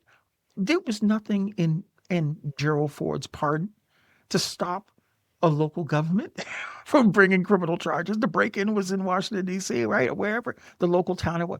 No, none of the states that were involved prosecuted Richard Nixon. Why? Because that's not what we do. So I don't want to hear this noise about just because he's not above the law. Yes, every president in U.S. history has been treated like they're above the law. I'm just okay, if you're waking up to realize there's gambling in this casino, good morning. Okay, but that's just reality. So it was Biden breaking with American tradition, going after Trump. Okay, but Trump didn't do that to Hillary or his political enemies. He never went after Obama, right? Okay, so here we go. So so what is Trump doing? Okay, so he talks that noise. Okay, what I'm suggesting to you, if you want to keep your sanity, because it'll wear you out. I mean, he is he's a carnival barker. He is always going to come out with more crazy and more crazy and more crazy. 51st state for Canada, the Gulf of America. I mean, more crazy. I'm taking Greenland, more crazy. Constantly going out. But that's his technique to get people who oppose him, who are just resisting. I'm going to resist. Yeah. Oh, have at it, because you're going to have thousands and thousands and thousands of crazy things to resist, none of which he's really going to put any serious effort in doing. He's just trying to get a raise out of you. Okay, fine. So I don't pay attention to a lot of that nonsense. If you want to find out what the magician is doing, don't look where he's trying to get you to look. All this stuff is going on over here, and he's trying to get you to, no, I want to know what's going on over here. That's how you have to look at Trump. What is he actually doing? Don't listen to what he's saying, because most of it is just nonsense. Okay, so what is he doing? First thing he's doing, he announced Marco Rubio had his Secretary of State first week in office, Megyn Kelly's interview. The age of American hegemony is over. Now, yeah, forever wars, all that, one superpower, everyone underneath our thumb, 800 bases around the world. That bullshit is coming to an end. This is the age. This is a multipolar world where there are three regional superpowers: the United States, Russia, China. And we are going to negotiate with them. So now we're back to spheres of influence. We're back to Cold War methodology. Okay. For me personally, I think that's an improvement, because instead of fighting surrogate wars all over the world, wearing out our military for nonsense. That's what I'm saying. That's the worst part of it, right? 20 years in Afghanistan. The Taliban's ran Afghanistan when we got there. The Taliban is running Afghanistan since we left. The only difference is now they got all those arms that we trained, that 600,000 man army in Afghanistan, turn it all over to the Taliban. But that's okay because the military industrial complex got their money. Yeah, BlackRock got taken care of. Yeah. But our soldiers, sailors, airmen, you know, Marines, lives destroyed. Thanks a lot. Yeah. He's opposed to all of it. So that's the first thing he's doing. He's negotiating with Putin. He's negotiating with Xi. Well, he's not doing the stupidity that the Biden administration was doing. He's actually going a little bit back to what Obama said in his debates against Hillary. Yes, I will talk to my enemies without condition. And she looked at him like he was crazy. When the fact is that she's crazy. You must talk to your enemies. That's especially who you have to talk to. That's why we have to talk. That's why we have to talk about difficult conversations. Because the only way to get crises resolved without them becoming completely catastrophic dumpster fires is you have to talk. Okay. So that's the first thing he's doing. He's shifting the geopolitics to spheres of influence. And that means Monroe Doctrine is back. That means the Western Hemisphere. That means Western Europe. That means Denmark is put on notice that, yes, Greenland, if we need good earth or whatever. Yep. Yeah, that's what's happening. And by the way, Russia is going to be doing Eastern Europe and parts of their spheres of influence in the Middle East and Africa, and China is going to be doing Asia and Africa, and yeah, that means Taiwan is China and stuff like that. In other words, we're not; those days are over. American hegemony is over. So that's the first thing he's doing. Second thing he's doing is, if you hadn't noticed, he's dismantling the federal government. Now, he's not eliminating the federal government. What he's doing is if you could imagine the hundreds of thousands of employees who made up the federal government, almost all of them were hired since Bill Clinton raised his hand in 1992. So for this 33-year period, that's like 98% of the government. Well, that whole government was installed by the establishment Democrats, the neoliberals, and the establishment Republicans. Okay. They are the infrastructure who executed American hegemony, globalization. He's getting them out. He's breaking that cabal. All of them are going. That's what he's doing. Now, what I find incredibly ironic is the crocodile tears for these people getting fired, these people losing their jobs. Okay. Because last I checked, this is America, government of the people, by the people, for the people. That anyone working for the federal government serves at the pleasure of the American people. So, whether or not a government employee should get fired or not, in my opinion, based on American tradition and history, has something to do with whether or not they're serving the American people. So, I challenge you to take any department of the government and look at what they do in the service of the American people. And then look at the American people over the last 33 years. And you tell me if they are serving, if the American people is benefiting from their service. So all the crocodile tears about the Department of Education. Yeah, I believe in public education. Totally. Okay. What's the trend line in public education in America from 1992 to today? Is it good? Is our rankings improving? No. Catastrophic failure. Why am I crying about gutting the Department of Education? Not at all. Yeah, tens of thousands of people in HHS and NIH and all this other stuff. Aren't we finding out the origin of COVID, of the COVID-19 virus, is more likely gain of function research paid for by the National Institutes of Health at the Wuhan lab of urology, whatever it's called, that word? You know what I'm saying? Lots of studies been done on this. And this is what the evidence is pointing towards. Not the wet labs, not the Chinese fault, paid for by NIH. Okay, but notwithstanding that kind of scandal, like causing a global pandemic, what is the condition of American health over that same period of time?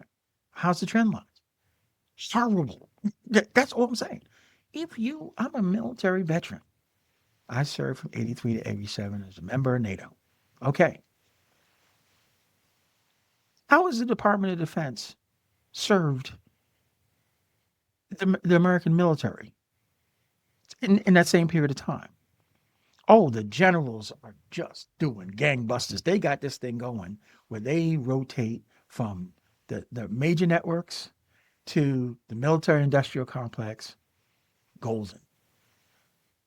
But for the millions of people who've rotated in the rank and file of the U.S. military, the tragedy of the Department of Defense and their generals as they have cheerleaded while civilian leaders have reduced our serving men and women to Pinkertons. And if you want to know, I just want you to remember what the Pinkertons were. They were the hired thugs that deep pocket bankers and wealthy businessmen would hire to brutalize people who were striking, trying to get better wages, whatever. Yeah. Thugs paid by wealth to pummel other working people.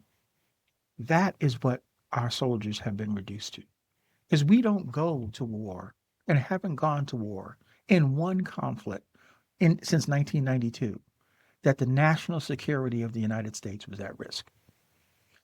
What we do go to war for is to set up the conditions by which we sell arms to all sides, because that's good for business. This is President Eisenhower's nightmare when he warned us in 1960 or 1961, January 1961, about the dangers of the military industrial complex. Well, they are running things now. Thank you, BlackRock. Thank you, Dick Cheney. Thank you, all the establishment Democrats and Republicans who are all in on that game. And the cannon fodder is our serving men and women across the U.S. military because they're asked to kill and be killed for nonsense, for someone's money. That's just the truth. Check it out. Call BS. Put it in the comments. It's simply the truth. And it breaks my heart to know that two generations of serving men and women have been sacrificed for what? Nothing to show for it other than severe wealth and income inequality, consolidation of wealth at the richest billionaire class ever. That's what being a Pinkerton is. They got paid to put somebody down, but they didn't get paid enough to get in the big house. No, just enough to get on through. And many of them, well, you gave them some protections that you couldn't foreclose on them while we were having them do the wet work. Complete travesty. So yeah, so Trump is dismantling. He's dismantling the government that has been hired to execute American hegemony and globalization, both of which have disturbed the American middle class and the working classes of this country. If you could find a department of the government where you can look to the American public and say the American public has been served well over the 30 years, write that in the comments, please. I'm trying to find that out too. Right, right. Yeah, Department of Transportation. Yeah, hopefully you're not on a bridge like in Baltimore. I mean, pick a bit. Like I said, put it in the comments. Okay, so he's dismantling the federal government who has not served the American people in almost in 32 years, at least. Okay. He is trying to reverse globalization with his crazy tariffs. So here's the game that that that H.W. Bush, Ronald Reagan, and Bill Clinton set up for globalization. If the American multinational corporations, if there is no tariffs on producing products overseas and selling them back in the US market, they sold that as free trade. No tariffs to do that. These companies can benefit from the lower cost environment, both the fact that there's no environmental laws and the fact that you can pay slave wages. Okay. Right. And then you could sell back into the US market at a premium. Well, you're going to explode profits. And that's exactly what happened. They've exploded corporate profits over the last 30 something years. This is what fed into the creation of the greatest billionaire class ever at the expense of working people and middle class people. Okay. So so the what Trump is trying to do is that game is based on being able to benefit from that lower cost and get the margins from selling at a premium in the States. But if you are going to raise tariffs to, if you're going to raise tariffs to 100% or something like that, it guts the profits of making it overseas and takes away the incentive to have the jobs over there. This is the inducement for companies like Apple to move the manufacturing back to the States, which will be helpful to the American working class and American middle class. Now, there's no question if Trump can get these companies, because he's taking their profits through tariffs, to come back to the States, automation and AI is going to replace a lot of those jobs, but they're going to be under pressure in the communities in which they come to have a number of jobs. So there's a limit to how much they can't just make it all automated and get taxed. No, there's going to be, it's not going to be as many jobs, but there's going to be more jobs. So this is a theory. It's never been done before. With the size of our economy, we've never reversed globalization. But this is how it would be done. Now, here's the rub. The cost for these companies to move their manufacturing back to the United States is high. And they're not going to do it unless they have no other choice. In other words, the tariffs are permanent, they're not going away, and we can't make the money continuing to make it overseas and then selling it back in the United States. Okay, right now, Trump is doing it on his own. It's working its way through the courts. The Supreme Court is about to announce.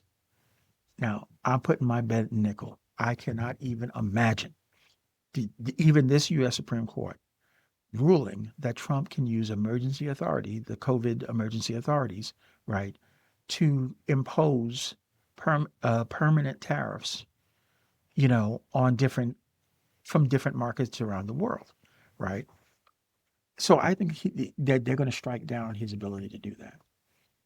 Then what's going to happen is this is where the rubber meets the road. Either his tariff policy is over, or he will get the Congress, and he only has this this next year before the midterms, because it's we don't know what's going to happen in the midterms.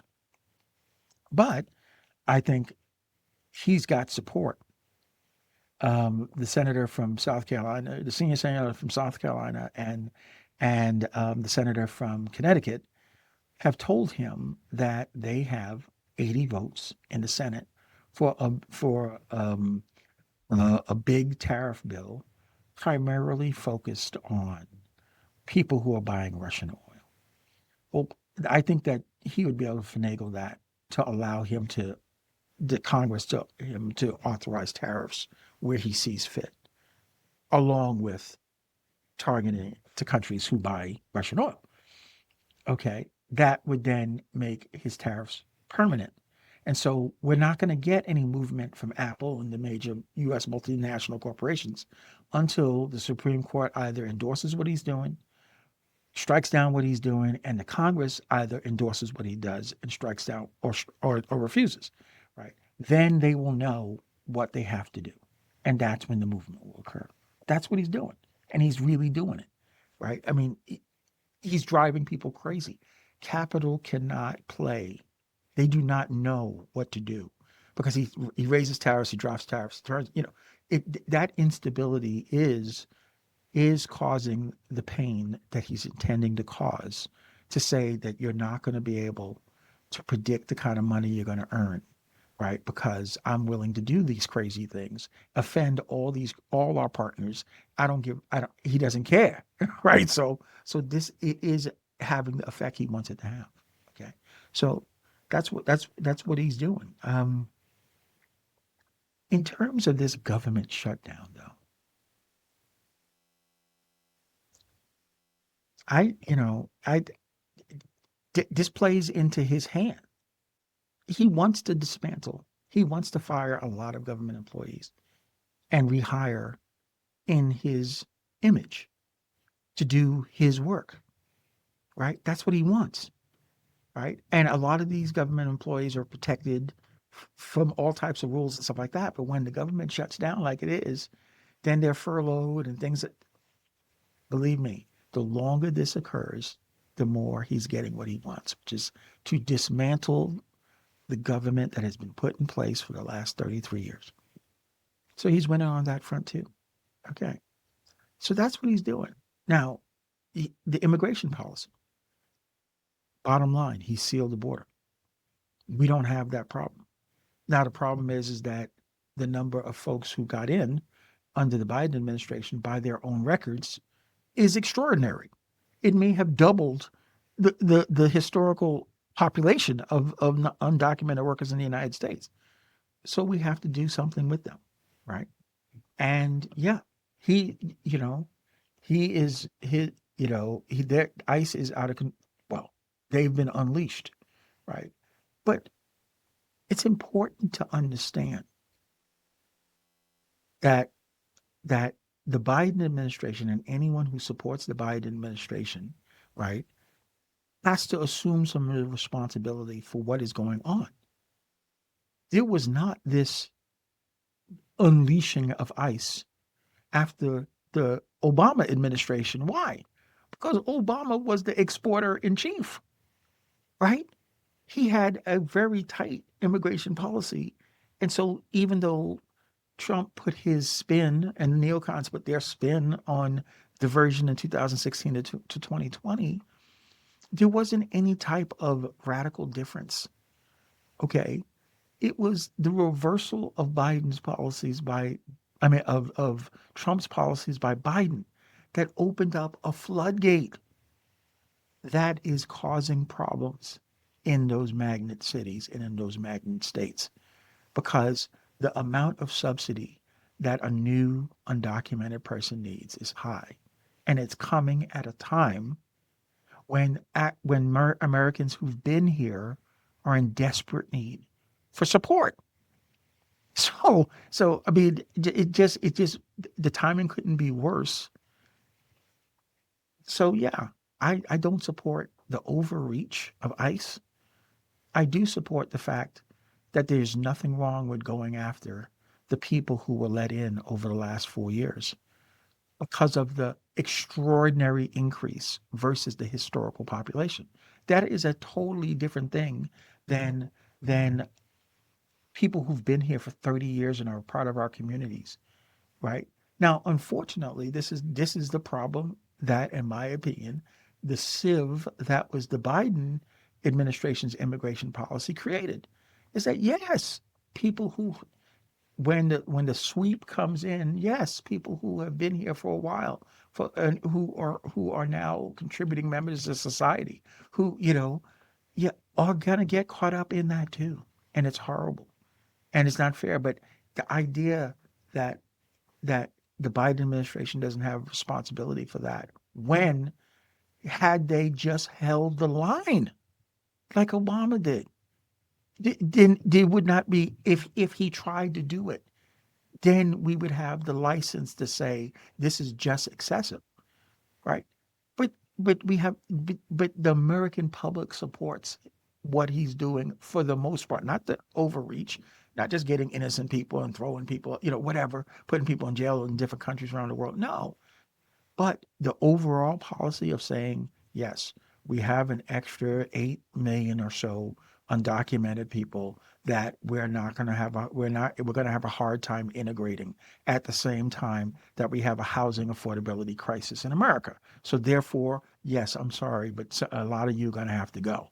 And the problem is finding you now and going to get you now is not going to be just surgical. It's going to be massive sweeps, and that's going to catch people who now they are contributing members. They have burned through the subsidy part, and now they are a net positive to our economy. Some of those people are going to get caught up in it too, and I think that's awful. But it wouldn't be that same problem had we not added another 8 million or so undocumented people between 2021 and 2020 and January 2025. So that's the immigration thing that he's doing. Okay. I am a climate risk consultant. Donald J. Trump is a climate denier who has such contempt for the Democratic Party that he's gutting everything that Biden did. And so therefore he's defunded the Inflation Reduction Act. And he's told the Securities and Exchange Commission and the Federal Reserve to not enforce climate regulation, climate disclosure rules. And so that has encouraged the banking industry to totally say, well, we're out. We don't have to do anything. They're not going to make us do anything. We're good. Okay. Well, that destroyed my business model as a consultant firm. Now I'm shifting to state governments and local private sector folks. We got to be nimble. So I'm not saying my vote for Donald Trump didn't come at a price, but I can tell you this much: why I sleep well at night. He's actually trying to end the genocide in Gaza. And let's not get it twisted. The impact of the Israeli lobby in this country, where they own elections, where they have run out many people, and we all see it, it is profound. So the fact that he is forcing Israel to do some things that they don't want to do, like have ceasefires for any period of time, right, is him fighting against the teeth of people who gave him $100 million because they think they own him. Anything he's doing is extraordinary. And Biden was doing none of it. He was endorsing, justifying that slaughter of children, of women, of innocent men, of old people. We will never, I don't think we will ever, until I don't know how we recover from participating in that genocide. And so I sleep well at night. The fact that he's trying to stop that, given the fact that he has to go through the Israeli lobby to do it. I sleep well at night, given the fact that he is trying to stop the war in Ukraine. The only reason the war didn't stop is that Zelensky is not playing with his own life and he's not playing with his own money. And so therefore he refuses to give up. And unless Trump is putting a hit on him, he gets to do that. It's Ukraine, right? So what's going to happen? All Trump has tried everything. And the Russians are not wrong for saying, we're winning. America and NATO, you caused this problem. Look it up. We discussed this stuff already, right? Right. And so therefore Russia is not wrong saying we're going to solve this problem. Either they agree to a peaceful terms so that we don't have this problem ever again, or we will end them. And by the spring, they will be over. Period. And there our $125 billion is gone. Okay. But the fact is he's trying. He wants to do this, right? I take it. I'll take it, because this is the sorry state of the American government. Where's my alternative? There is no way we would be better off with Kamala Harris continuing the policies of Joe Biden. There's no way. It was much worse, right? Because I mean, what Israel would be slaughtering the people in the West Bank by now?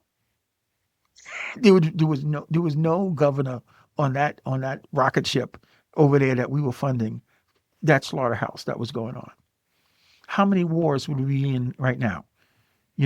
We'd be what would I don't know what the hell would be going on in Ukraine, but that's a nuclear power over there. You know, I mean, and they got missiles that we cannot knock out of the air. Period. That we know. So I'm just saying, it would not have been. It would have been much worse with Kamala Harris, right? So that is why this lifelong Democrat, historical Democrat, proudly voted for Donald J. Trump and will vote again. And why is that important for you to know? Is because none of that had to do with someone's skin color.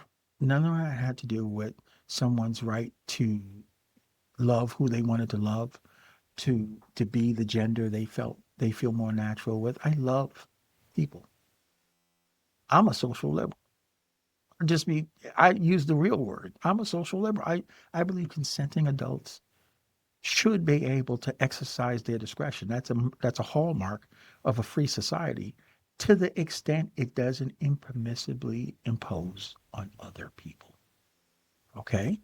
So and those limits are imposed by the law. We set the law to say what extent that you can impose on other people. But otherwise, within the boundaries of the law, I think consenting adults should be able to do what they want to do.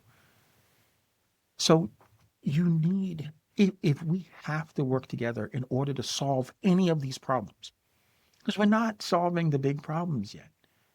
We're not solving the big problems. Trump can't solve the big problems with 77.3 million, and that's it. If 75 million people are just going to resist, and then when the roles reverse, those 75 million people are going to just resist, then it's only going to get worse. And right now, we're at existential levels. So that's your breadcrumb. The breadcrumb here is we can't solve our problems. The problems have gotten that bad that the only way we solve our problems is that we come together and hear each other and understand that we're all humans and that these problems are risking all of us, right? And that the only way we're going to solve them is that we get past the fact that we have differences of opinion and focus in on the things that make us human, that we all have air to breathe. We all have food to eat. We all have water to drink. And as soon as we don't have those things, we don't exist. And our problems are getting to a point where those things are at risk. So it's time to come together. And it's time to come together on the basis of, from a position of authenticity, that we can believe in what we're doing, that we can buy into the solutions that are created, right? But in order to do that, you have to set aside, all sides have to set aside, all sides have to set aside the labels that keep us fighting. That is not all we are. That is not all I am, and that is not all you are. So take that as the breadcrumb. We're humans, and a quote from President Kennedy: "Our problems are man-made, therefore they can be solved by man." Well, it's time to get to work. This is Breadcrumbs, a podcast for people who know it's not working. Thank you for your time today. I'm taking a peek at the clock. I think we're right at that 2-hour mark. And I hope you enjoyed it. I hope you found it worth it. I hope you heard me, because I'm hearing you. Take care. I will see you in the conversation.